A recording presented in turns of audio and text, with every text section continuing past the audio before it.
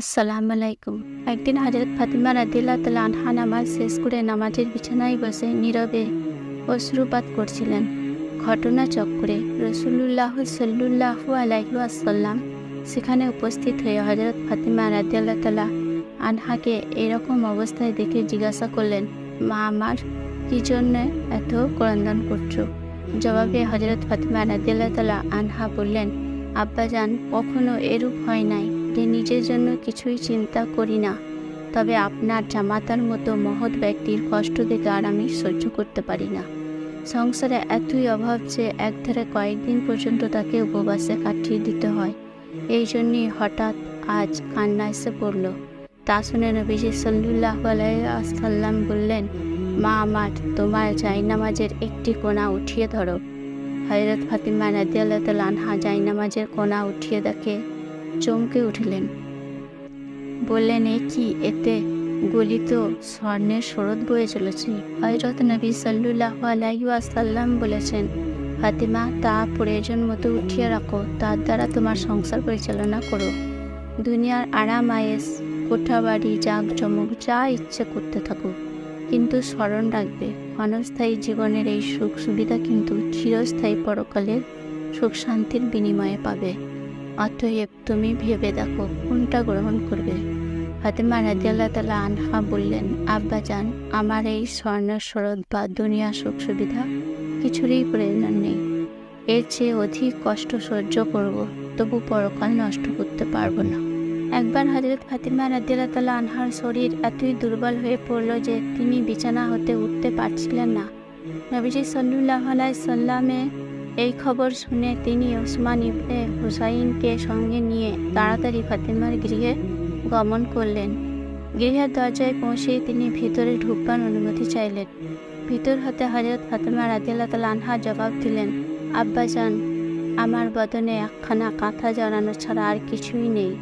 নবীজি সাল্লাল্লাহু আলাইহি সাল্লাম তখন তার মাথার পাগড়ি দান করে বললেন, মা, তুমি কাঁথাখানা ছায়ার মতো পরিধান করো আর এটা দ্বারা মস্তক আবৃত করো।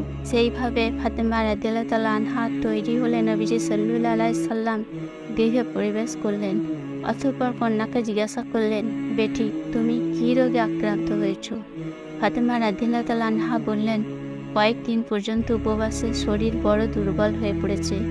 কন্যার কথা শুনে স্নেহশীল পিতা বললেন, মা আমার, আমিও আজ 3 দিনে অনাহারী। তুমি তো সবই জানো, যদি আল্লাহর নিকট কোনো কিছু কামনা করি তবে আল্লাহ তা সঙ্গে সঙ্গেই দান করবেন। কিন্তু আমি দুনিয়ার সুখ শান্তিকে বড় মনে করে আল্লাহর নিকট দুনিয়াতে কিছু কামনা করছি না। মা, তুমি সর্বক্ষণ মনে রেখো, তুমি বেহেশতের রমণীদের সম্রাট। কাজেই ক্ষণস্থায়ী এই দুনিয়ার দুঃখ কষ্টে দুঃখী হয়েও না। রাসূলুল্লাহ সাল্লাল্লাহু আলাইহি সাল্লামের সান্ত্বনা এবং ভরসার বাণী শ্রবণ করে ফাতিমা রাদিয়াল্লাহু তাআলা আনহার মনে আনন্দের উদয় হলো এবং সঙ্গে সঙ্গে তার শরীরে শক্তির বিকাশ ঘটল। মুহূর্তে যেন তার দুর্বলতা দূর হয়ে গেল। একসময় নবী কন্যার গৃহে এমন সৃষ্টি হলো যে তারা স্বামী স্ত্রী মাত্র একখানা চাদর মুড়ি দিয়ে শয়ন করতেন। সেই চাদরখানা এত ক্ষুদ্র ছিল যে তা দিয়ে মস্তক ঢাকার চেষ্টা করলে পা উলঙ্গ হতো, আবার পা ঢাকার চেষ্টা করলে মস্তক উন্মুক্ত হয়ে যেত। অথচ এই দুরবস্থার মধ্যেও হযরত আলী রাদিয়াল্লাহু তাআলা আনহু এবং হযরত ফাতিমা রাদিয়াল্লাহু তাআলা আনহা অধৈর্য হয়ে আল্লাহর প্রতি কোনো অভিযোগ করেননি। আর একদিনের ঘটনা, হযরত আলী রাদিয়াল্লাহু তাআলা আনহু কোনো একটি লোকের সঙ্গে এই চুক্তিতে 3 দিনের কাজে রাজি হলেন যে সে আলী রাদিয়াল্লাহু তাআলা আনহুকে কোনো মজুরি দেবে না, শুধু 3 দিন আলী রাদিয়াল্লাহু তাআলা আনহা একা তার গৃহে আহার করবেন। এভাবে চুক্তিবদ্ধ হয়ে আলী রাদিয়াল্লাহু তাআলা আনহু লোকটির বাড়িতে কাজ আরম্ভ করে দিলেন। এখন তিনি সেখানেই খানা খান। মধ্যাহ্ন বিরতিকালে নিজ গৃহেও আসেন। চতুর্থ দিনে ফিরে মন ভোলা আলী রাদিয়াল্লাহু তাআলা আনহু ফাতিমা রাদিয়াল্লাহু তাআলা আনহার কাছে জিজ্ঞাসা করলেন, ঘরে কিছু খাবার আছে কি, দিতে পারো? ফাতিমা রাদিয়াল্লাহু তাআলা আনহু কি বলবেন ভেবে না পেয়ে ইতস্তত করছিলেন। আল্লাহ তাআলা আনহু পুনরায় জিজ্ঞাসা করলেন।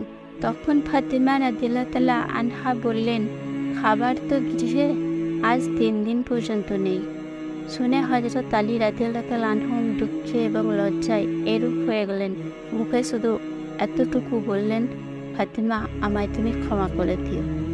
ভিডিওটা যদি ভালো লাগে থাকে তাহলে একটা লাইক করবেন, বন্ধুদের সঙ্গে বেশি বেশি করে শেয়ার করবেন এবং আমার চ্যানেলটিকে সাবস্ক্রাইব করবেন। আল্লাহ হাফেজ।